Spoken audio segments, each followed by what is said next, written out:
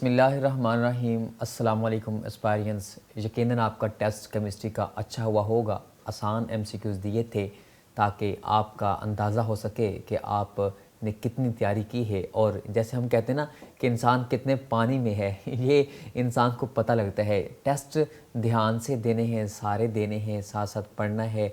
और अभी भी आज से जो एक नया लेक्चर शुरू हो रहा है, इसका मतलब ये है कि हम जितना अब पढ़ते जाएंगे इसके लिए फिर एक नया टेस्ट होगा। तो इससे ज़्यादा अच्छा है कि आप साथ साथ ही अच्छे तरीके से सारे कंसेप्ट क्लियर करते जाया करें।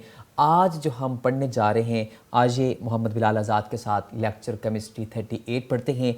ये भी चैप्टर 3 है और इसके अंदर हमने जो आज पढ़ना है, जो हमने काइनेटिक मॉलिक्यूलर थ्योरी पढ़ी, वही थ्योरी से हमने एक बात कही कि उसकी वजह से उसके बातों को मद्देनज़र रखते हुए एक इक्वेशन बनाएगी। याद है आपको, आर.जे. क्लॉसियस एक बंदा था, उसने क्या किया, काइनेटिक मॉलिक्यूलर इक्वेशन पेश की। आज हमने क्या करना है, उस काइनेटिक मॉलिक्यूलर इक्वेशन से लॉज ड्राइव करने हैं। मतलब हमने अंदाज़ा लगाना है कि क्या वाकई वो जो इक्वेशन बनाई गई काइनेटिक मॉलिक्यूलर इक्वेशन, क्या उसके अंदर वो जो तमाम लॉज निकलते हैं, क्या वो जो इस इक्वेशन को ओबे करती है गैस, क्या इसका मतलब कि वो तमाम गैस लॉज को ओबे करती है। आज ये देखते हैं।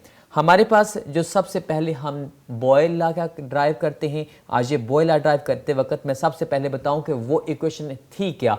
वो थी PV is equal to 1/3 mc² bar, मतलब प्रेशर और वॉल्यूम का हासिल।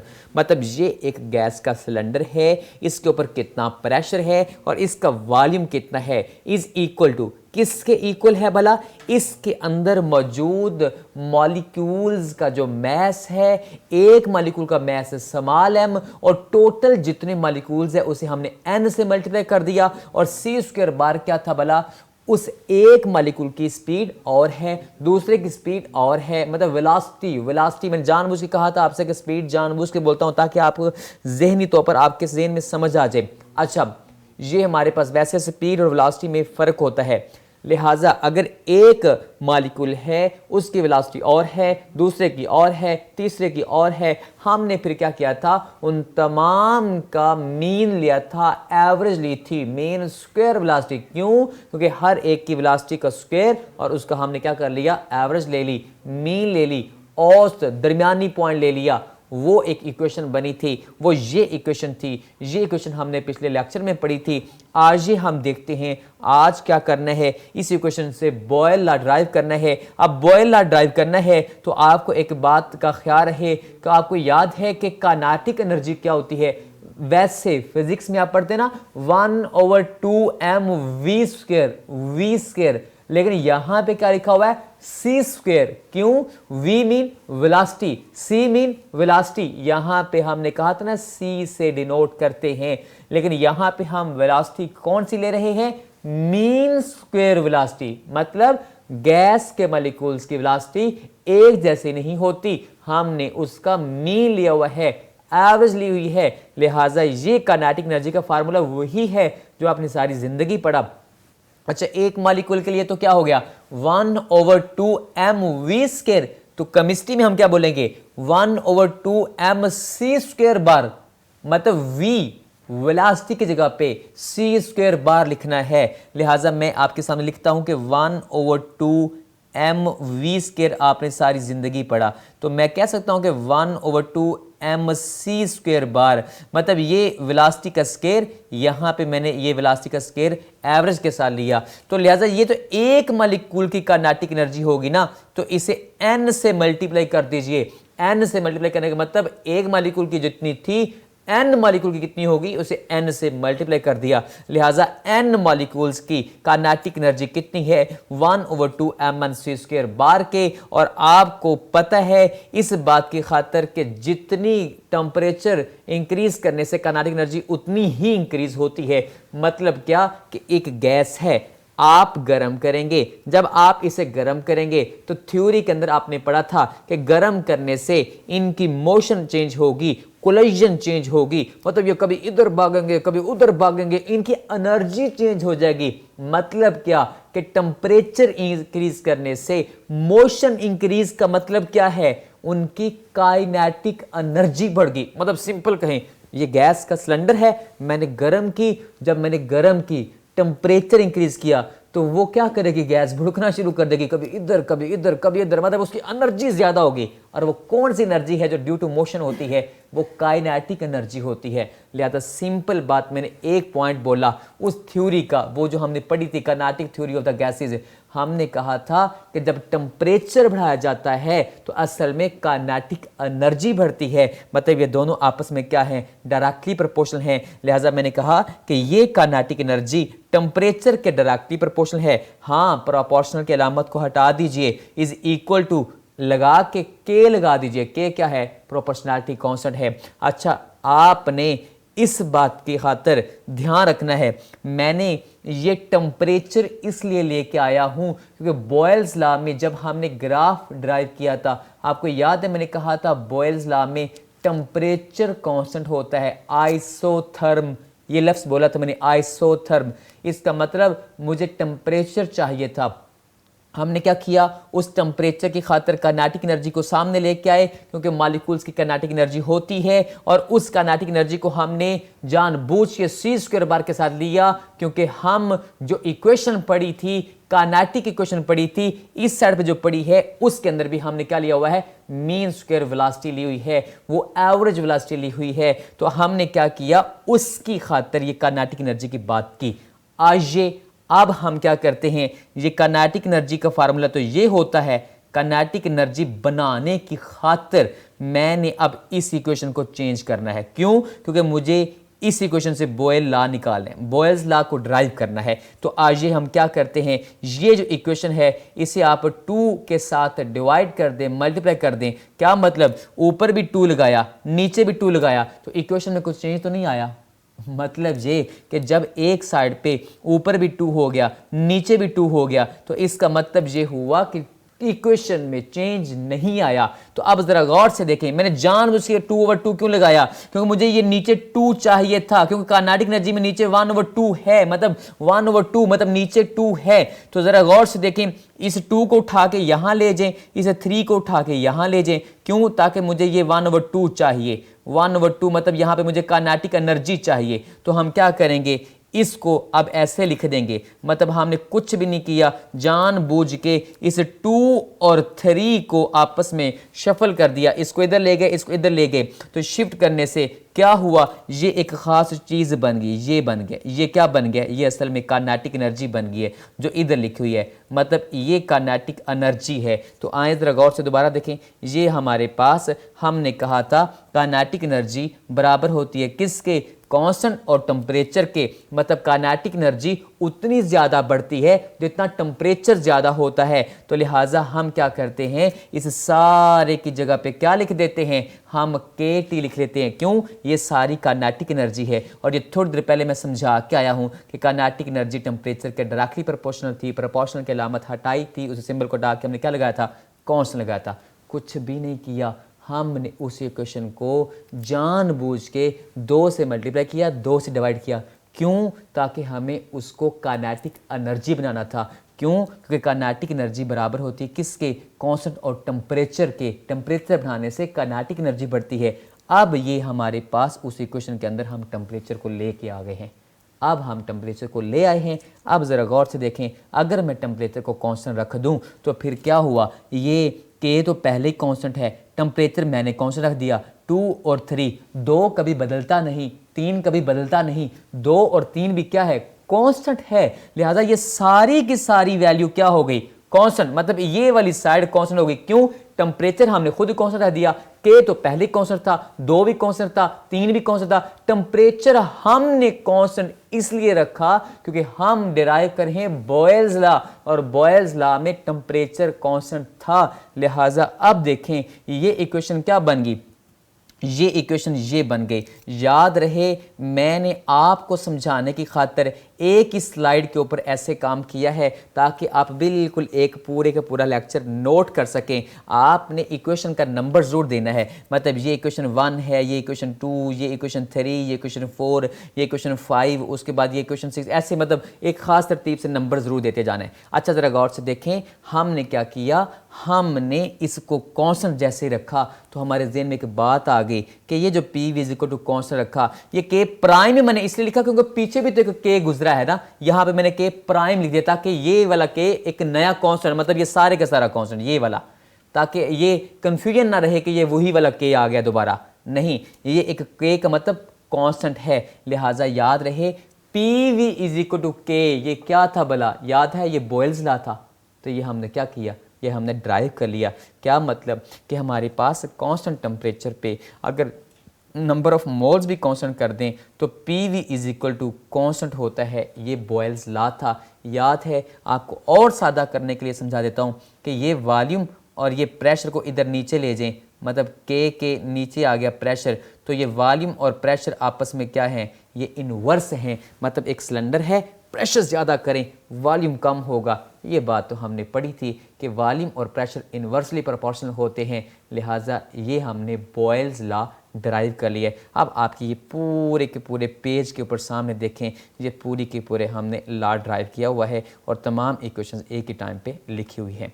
आज ही हम अभी चार्ल्स लॉ ड्राइव करते हैं। फिर से बात को दोहराते हैं। आपको याद है काइनेटिक मॉलिक्यूलर इक्वेशन ये थी, हमने क्या किया था, इसको 2 से मल्टीप्लाई किया था, ये 2 से मल्टीप्लाई 2 से डिवाइड। अच्छा, फिर हमने क्या किया था, जानबूझ के 2 को उठा के इधर ले गए थे, क्यों, ताकि हमें ये 1/2 इस तरीके से मिल जाए, एनर्जी मिल जाए। 1/2 mv² कहूँ या 1/2 mc² बार कहूँ, एक ही बात है ना, मतलब वो मैंने आपको समझा दी थी बात। अच्छा, ये एक मालिक्यूल के लिए क्या होता है 1/2 mc² बार, लिहाजा एन मालिक्यूल कितनी होगी वो हमने एन से मल्टीप्लाई किया था। ये थोड़ी देर पहले सारी बात समझा के आया हूँ, ये याद करें। ये समझा के आया हूँ कि ये काइनेटिक एनर्जी बराबर थी किसके, के टी के, क्योंकि वो टेम्परेचर के डायरेक्टली प्रोपोर्शनल थी। के कांस्टेंट लगाया हमने, प्रोपोर्शनल को हटा के, ये हमने अभी थोड़ी देर पहले भी सारी की सारी बात ड्राइव की है। एज इट इज़ हमने दोबारा से वही बात लिखनी है। हाँ, अब हमने क्या करना है, इसको काइनेटिक एनर्जी रख देना है। ये काइनेटिक एनर्जी बन गई। अब हमने क्या किया, इसकी जगह पे काइनेटिक एनर्जी लिख दिया। अब हमारे पास क्या हुआ, ये देखें, ये हमारे पास के टी है, तो ज़रा इसको गौर से देखें। अब हमने ये पी को उठा के नीचे लेके जाना है। क्यों, क्योंकि अब हम चार्ल्स लॉ ड्राइव कर रहे हैं और चार्ल्स लॉ में हमने पढ़ा था प्रेशर कांस्टेंट होता है। याद है, आइसो बार का भी मतलब बताया था मैंने, आपको याद होना चाहिए। ये हमारे पास अगर प्रेशर कांस्टेंट रख दें, क्यों, क्योंकि चार्ल्स लॉ ड्राइव करें तो 2 पहले ही कांस्टेंट है, 3 पहले ही कांस्टेंट है, के पहले ही कांस्टेंट है। अब हमने क्या किया, प्रेशर को भी कांस्टेंट कर दिया। जब हमने प्रेशर को भी कांस्टेंट कर दिया तो के constant, P constant, 2 constant, 3 constant, ये सारे का सारा क्या बन गया, ये सारे का सारा कांस्टेंट बन गया। अब इसका मतलब ये हुआ कि हमारे पास ये सारा तो कांस्टेंट हो गया, बाकी सिर्फ क्या रह गया, टेम्परेचर। अब जरा गौर से देखें इस इक्वेशन को, ये इक्वेशन क्या बन जाएगी। अब इसका मतलब ये हुआ, ये इक्वेशन ये बन गई है। क्यों, ये सारे के सारा कांस्टेंट है, लिहाजा ये के प्राइम लिख दिया ताकि पीछे वाले के से कन्फ्यूजन ना हो। लिहाजा ये क्या निकल आया, वॉल्यूम और टेम्परेचर आपस में क्या होते हैं, डायरेक्टली प्रोपोर्शनल। किसी चीज़ को, मतलब गैस को गर्म करेंगे तो गर्म करने से वो चीज़ अंदर भुड़केगी, अंदर से जोर लगाएगी, अंदर से प्रेशर लगाएगी, मतलब वॉल्यूम बढ़ेगा। ये बात हमने पढ़ी थी और ये कौन सा लॉ था, ये चार्ल्स लॉ था। आज ये अभी हम एवोगैड्रो लॉ ड्राइव करते हैं। याद है, एवोगैड्रो लॉ को मैंने 2 तरीकों से बताया था। एक ये कि अगर हमारे पास एक सिलेंडर है, एक दूसरा सिलेंडर है, इस सिलेंडर का भी जो वॉल्यूम है इसका भी वही वॉल्यूम है, इसके ऊपर भी वही टेम्परेचर, इसके ऊपर भी वही टेम्परेचर, इसके ऊपर भी वही प्रेशर, इसके ऊपर भी वही प्रेशर। जब हमने कहा था वॉल्यूम सेम हो तो अंदर नंबर ऑफ मॉलिक्यूल्स भी सेम होते हैं। किसके, गैसेस के, लिक्विड्स और सॉलिड्स की बात नहीं हो रही, गैसेस के। जब स्टैंडर्ड टेम्परेचर, हाँ टेम्परेचर और प्रेशर को चेंज नहीं करना, तो वॉल्यूम सेम रखें तो अंदर मॉलिक्यूल भी क्या होंगे, सेम। मसलन इसके अंदर भी अगर मैं कहूं कि 1 मोल का वॉल्यूम, इसका भी 1 मोल का वॉल्यूम, मतलब इसमें भी एवोगैड्रो मॉलिक्यूल, इसमें भी एवोगैड्रो मॉलिक्यूल। ये बात हमने एवोगैड्रो लॉ में पढ़ी थी। आज ही हम डिराइव करते हैं।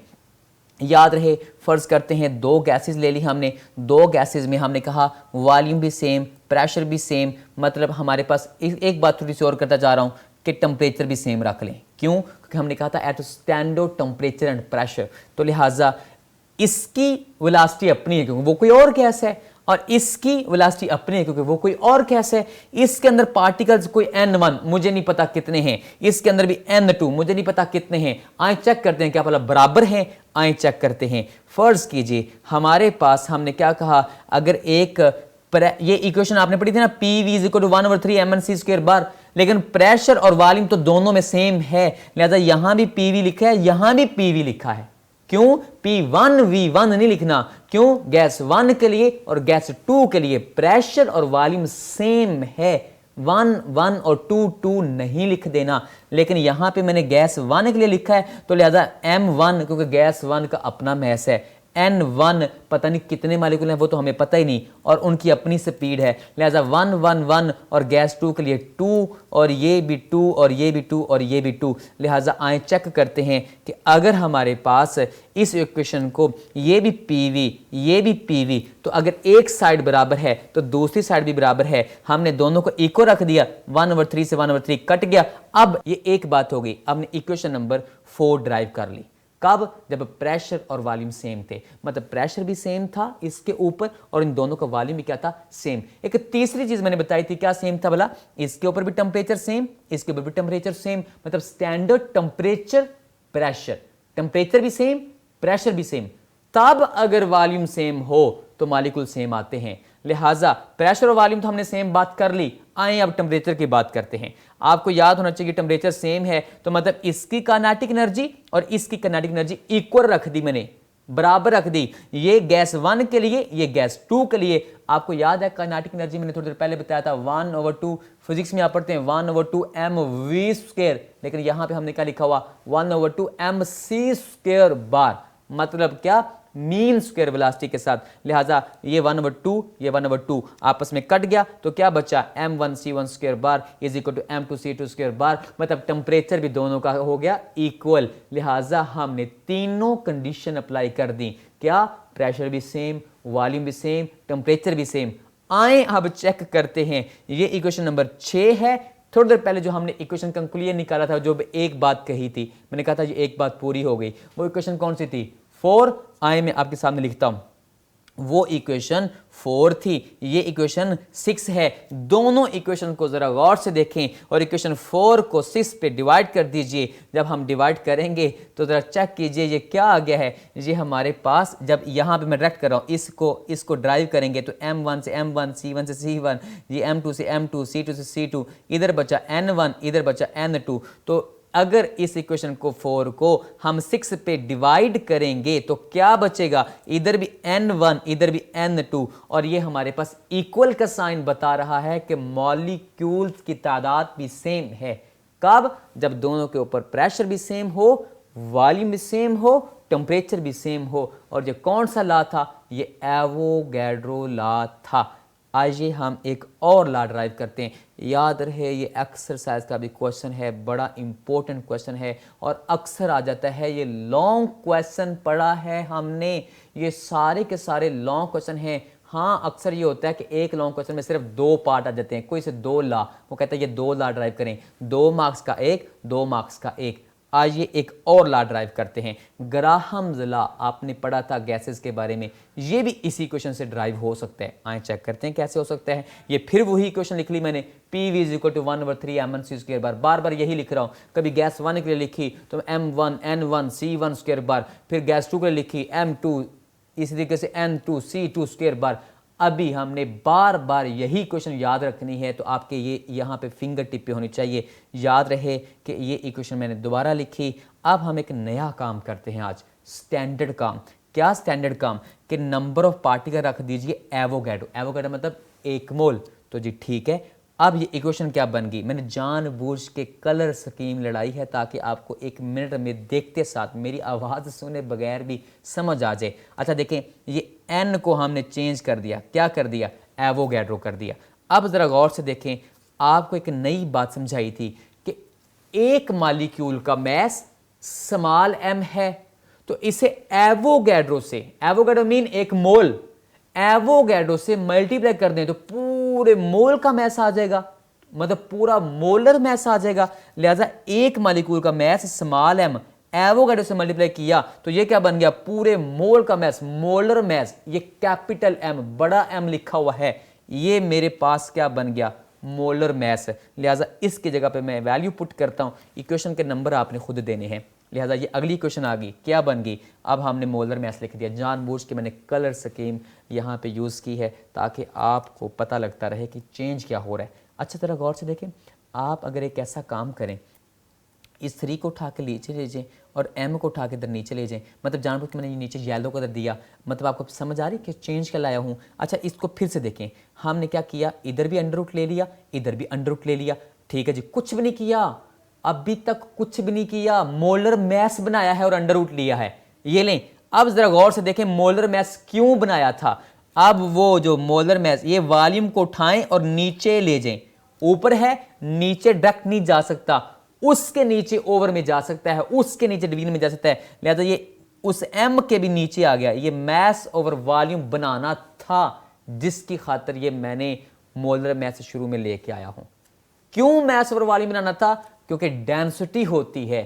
क्यों डेंसिटी बनानी थी, क्योंकि शुरू में मैंने कहा हम लॉ ड्राइव करने लगे हैं, कौन सा, ग्राहम्स लॉ। और ग्राहम लॉ में बात थी किसकी, कि जिसकी डेंसिटी कम वो तेज भागता है, जिसकी डेंसिटी ज्यादा, मैस ज्यादा, मोलर मैस ज्यादा, वो आहिस्ता आहिस्ता चलता है। मैंने भैंस और बकरी की एग्जांपल दी थी। खैर आज ये देखें जरा, ये मैस और वॉल्यूम क्या बन गया, डेंसिटी कुछ भी नहीं किया, मैंने कुछ भी नहीं किया, मोलर मैस बनाया और उस मोलर मैस की खातिर उस वॉल्यूम को नीचे ले आया और मैस और वॉल्यूम क्या बन गया, डेंसिटी। मैंने यहाँ पे डेंसिटी लिख दिया, ये डेंसिटी बन गया है। अब जरा गौर से देखें, ये एक नई बात लेके आता हूँ, ये देखें ये बन गया डेंसिटी। अब ये बात यहाँ तक कंक्लूजन हो गया। आइए एक नई चीज़ देखते हैं। अच्छा देखें, मैंने एक यहाँ पे गैस रख दी कमरे में एक कोने में, ये आहिस्ता सा फैल जाएगी। जैसे ये आहिस्ता सा फैल जाएगी, इस फैलने को हमने क्या कहा था भला, याद है मैंने कहा था गैस के मॉलिक्यूल आपस में टकराते रहते हैं और हायर कंसंट्रेशन से ऐसे फैलते रहते हैं और उस वक्त तक यहाँ से भागने की कोशिश करेंगे जब तक पूरे कमरे में बिल्कुल एक जैसा प्रेशर ना हो जाए, होमोजीनियस ना हो जाए, होमोमीन से ना हो जाए। इसका मतलब ये था डिफ्यूजन। याद है डिफ्यूजन क्या था, मैंने कहा था खुशबू आप रख दें वो ऐसा ऐसा सारी फैल जाएगी। वो कैसे फैल जाएगी, वो डिफ्यूजन के ज़रिए फैल जाएगी। अच्छा याद रहे कि ये जो हमने कहा डिफ्यूजन, ये यहाँ से जाने के लिए, डिफ्यूजन यहाँ से जाने के लिए ये जो स्पीड है, क्या मैं इसे बोल सकता हूँ, ये वेलोसिटी है। वेलोसिटी क्या होती है कि कितनी शरह के साथ, कितना टाइम के साथ ये डिस्टेंस चेंज हो रहा है, यही ना। तो यही तो मैं कह रहा हूं। आपको याद है डिफ्यूजन में हमने ग्राहम्स लॉ ऑफ डिफ्यूजन में क्या पढ़ा था, आपको याद होना चाहिए। वो हमने एक ट्यूब ली थी, दोनों तरफ से एक कॉटन के साथ हमने गैसेस लेके ऐसे यकदम गैसेस को बनाया था, लगाया था साथ, और वो ट्यूब को बंद कर दिया था। याद है आपको, इधर से एक गैस भागी, उसके दूसरी गैस के भी मॉलिक्यूल भागे, दोनों आके टकराए। ये बात याद करें, मैंने कहा था गैसेस क्या करती हैं, यहाँ से फैलने की कोशिश करती हैं। इसे क्या बोलते हैं, डिफ्यूजन। हाँ, इस डिफ्यूजन को, यहाँ से जो फैलना है, जाना है, इसे मैं रेट ऑफ डिफ्यूजन को मीन स्क्वायर वेलोसिटी, वेलोसिटी भी तो बोल सकता हूँ ना। वेलोसिटी क्या है, यहाँ से भागने की स्पीड है ना टाइम के साथ, तो लिहाजा ये वेलोसिटी कहूँ या यहाँ से भागने की स्पीड डिफ्यूजन कहूँ, एक ही बात है। लिहाजा आर क्या है, रेट ऑफ डिफ्यूजन, और मीन स्क्वायर वेलोसिटी क्या है, वेलोसिटी है, एवरेज वेलोसिटी है। वेलोसिटी कहूँ या यहाँ से भागने की स्पीड डिफ्यूजन कहूँ, एक ही बात है। लिहाजा अब हमने क्या करना है, अगर प्रेशर कांस्टेंट रख दें, क्यों, ग्राहम लॉ में प्रेशर कांस्टेंट था, हर किसी में एक ना एक चीज़ हमने कांस्टेंट रखी हुई थी, याद करें। अब हमने क्या किया, प्रेशर को कांस्टेंट रख दिया, 3 पहले ही कांस्टेंट है, ये दोनों तो ख़त्म हो गए, तो नीचे सिर्फ बच कौन गया, डेंसिटी। और अभी अभी मैंने कहा कि मीन स्क्वायर वेलोसिटी को हम आर भी कह सकते हैं। ये क्या है, रेट, और ये क्या है, डेंसिटी का अंडर रूट। ये बात तो हमने ग्राहम लॉ में पढ़ी थी। क्या पढ़ी थी कि यहाँ पे जितनी डेंसिटी ज़्यादा, मोलर मैस ज़्यादा, वो आहिस्ता आहिस्ता जाएगी चीज़। जितनी हल्की चीज़ होती है वो उतनी स्पीड के साथ जाती है।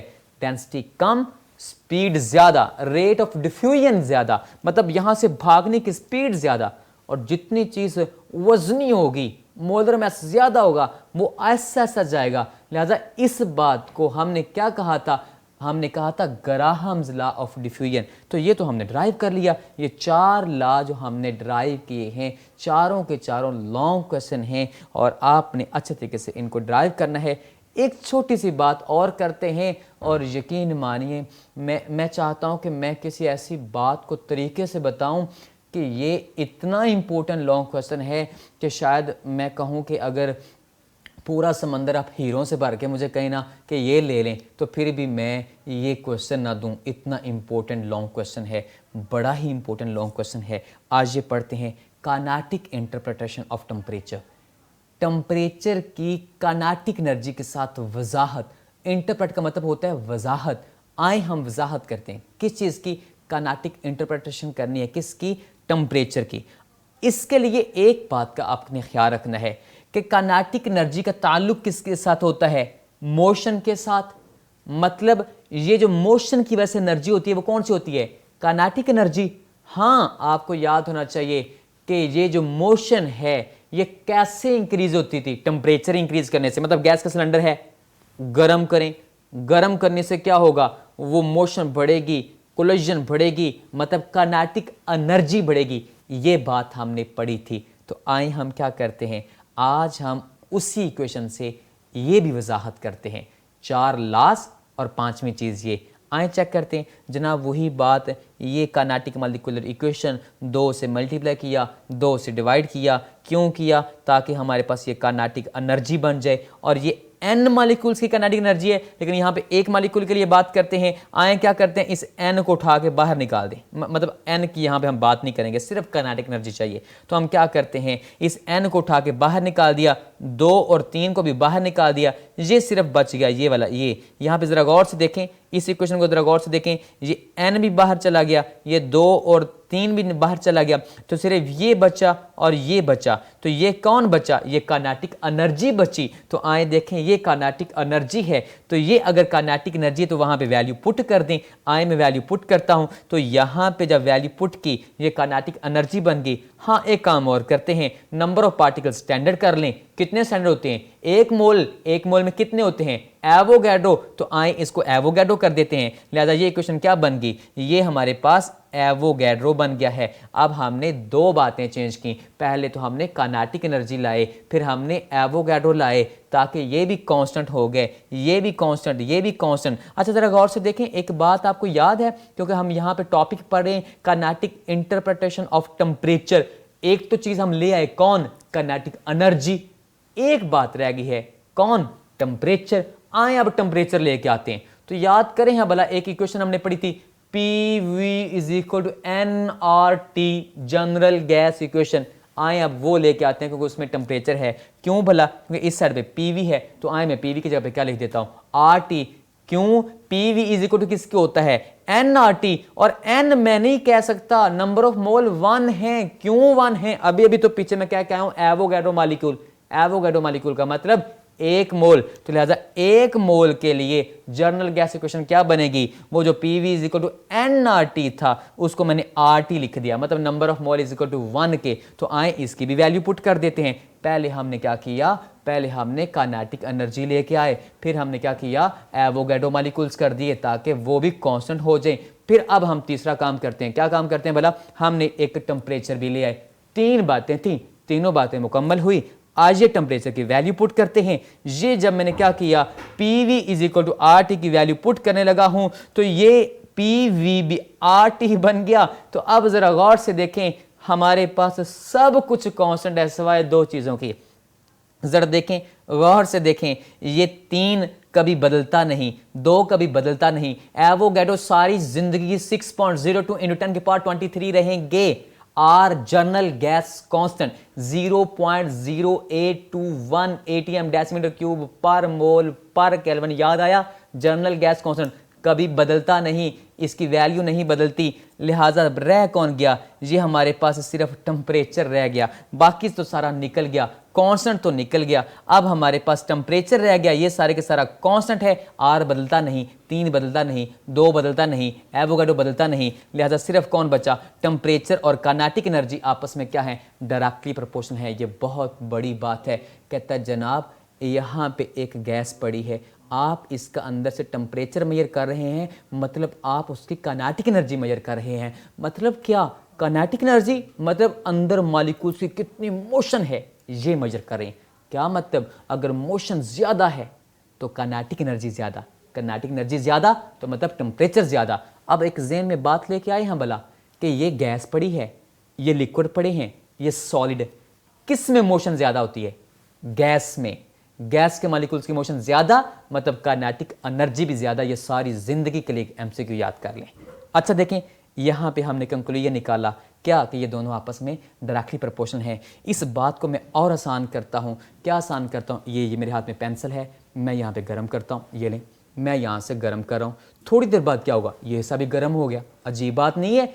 यहाँ पे जब मैंने गर्म किया, यहाँ के मॉलिक्यूल की काइनेटिक एनर्जी बढ़ी। काइनेटिक एनर्जी क्यों, अभी हमने पढ़ा काइनेटिक एनर्जी और टेम्परेचर आपस में क्या है, डायरेक्टली प्रोपोर्शनल। मैंने टेम्परेचर दिया, उसकी काइनेटिक एनर्जी बढ़ी। काइनेटिक एनर्जी का मतलब उसकी मोशन और कोलिजन बढ़ी। उन मॉलिक्यूल्स ने आपस में यूं टकराना शुरू कर दिया, वाइब्रेशन बढ़ी, क्योंकि सॉलिड है ना, तो सॉलिड के अंदर मोशन कौन सी होती है, वाइब्रेशनल। तो जब उसने ऐसे कोलिजन शुरू की तो वो आहिस्ता आहिस्ता एनर्जी ट्रांसफर होती गई और थोड़ी देर बाद क्या हुआ, ये वाला पार्ट भी क्या हो गया, गर्म हो गया। ये बहुत बड़ी बात थी। आज इसको और एक सादा सी छोटी सी बात करता हूँ। ये उस वक्त तक काम चलता रहेगा जब तक पूरी पेंसिल का टेम्परेचर एक जैसा नहीं हो जाएगा।